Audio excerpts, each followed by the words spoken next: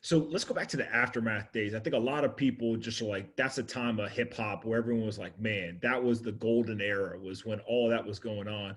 What is like the number one memory you have of working there with Dre and kind of all the work that they were doing? The number one memory was I had an ego out of control.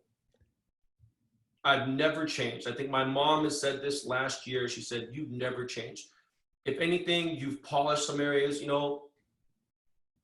always had confidence, and money never changed you. It enhanced, certain things about you. But that period of your life, you were definitely a piece of shit." My mom's saying this, right? She was very proud of me, but at the same time, like this was embarrassing because, Koreans, they want you to be a doctor, a lawyer, blah, blah. I'm like, look, man, that's like the worst job to be in now. I mean, not offense. I mean, my attorney and my and my doctor are great people, but ego out of control. I'm making $150,000 a year, and I'm starting to see checks. Like I wasn't getting this $5,500 a month paycheck. That's after taxes and everything else, blah blah, whatever. You get your paychecks and things.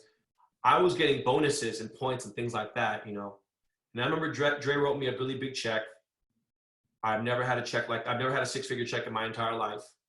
And he pulls me to the side and he says, "Hey man, making $1 million is easy. Keeping it is not." And I was like, "What are you talking about, man? I'll make $1 million." I thought $1 million, even then, I'm 24. I thought once you become a millionaire, you stay a millionaire. I didn't know, why would I know? So pulls me aside and he bought everyone an Expedition. This was the hottest SUV out. Mm-hmm. And there wasn't a ton of people, but he bought the 8 guys, Expeditions, and he bought 3 or 4 girls, Explorers that worked in the company. And I was like, dope. And everyone got their checks. A lot of these guys would make more money because they had points and their producers and their artists and stuff. But, he pulls me to the side. He goes, "What are you gonna do with the money?" And I'm like, "Why are you asking me? That's fucked up. Did you ask them? Did you ask Butter? Did you ask Mel? Did you ask Chris? Why you fucking with me?" And he goes, "You're my Asian, man, and I think you have more potential, what are you gonna do?" I'm like, "I don't know, man, bro, I never had money before, what am I gonna do?" You're like, I want to get a Versace shirt." He goes, "Okay, get a Versace shirt. What are you gonna do?" And I was, "I don't know, man. Why you?" He goes, "Because, man, look it, man. Don't be an N-word." And I was like, "What?" And I was like, "Man, okay, whatever." I really wasn't paying attention. I was focused on going to the BMW dealership, Century West BMW. It was in the back of my mind. I just had to go. And he was like, "Man, listen, man, just be smart." And I was like, "Okay, fine." I go straight to Century West BMW. I go buy an M3. Left there. I was there an hour and a half doing paper blood. I left there. I go to this place called JR's Jewelers in Sherman Oaks, and I buy a Rolex with diamonds in it.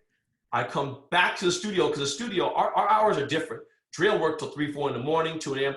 So I go back to Aftermath Studios and I pull up in the car and everything else, blah, blah. I don't say anything because I don't want Dre to be mad, right? The dude who runs the studio is also Dre's right-hand man. He tells him what's going on. "Hey man, this one here, this. And we have a ton of security because you can't just go in there. We had ID cards and everything. So it starts going around the studio. "Hey man, Ben Baller, yo man, Ben Yang, Ben Yang and Ben Baller, man, yo, he bought this BMW, dog, shit got chrome wheels, man, this, that, blah, blah." "Oh man, this motherfucker, man, he went out there and did this." And so from what I heard, Dre got up, literally out of his seat. They said he got up, was like, a beat is just being made. He's making a beat. He's halfway into making a song, stops it, walks out of Studio B, walks into the kitchen. I'm making a roast beef sandwich with all this extra mayo, cinnamon, blah, blah. I'm like, whatever. And he goes, "Oh, you having a nice sandwich?" And I'm like, "Yeah." I was like, "Oh, what's up, Dre?" I was like, "DR, man, what's up, man?" And he goes, "So, what's up, man? What'd you do today?" And I was like, "Oh, man, I was like, I never had a Rolex before, so boom." And he goes, "Oh, that's a nice watch, man. It's a nice watch, man. You didn't buy anything else?" And I was like, "Well, I mean, yeah, I bought a couple things." He's like, "Oh, did you get a Versace shirt?" I was like, Nah, I'll get one this week." He goes, "Nah, you don't need to get one this week." I was like, "Why?" He goes, "Because that's your motherfucking black BMW out there on chrome wheels and everything else." And I was like, "Man, I wanted a nice car." And he goes, "You have a nice car." You know, you got a Lexus and you have an Expedition. And most people at your age don't even have 2 cars, let alone you have a 3rd car. I was like, well, no, I'm selling the Lexus. And he goes, and he didn't speak to me for almost a month. That was probably my most memorable moment, one of the most memorable moments. And he was just disgusted with me. Now, the funny thing was, all that money went. So when I left Aftermath, I had no money. I was broke. I had spent everything.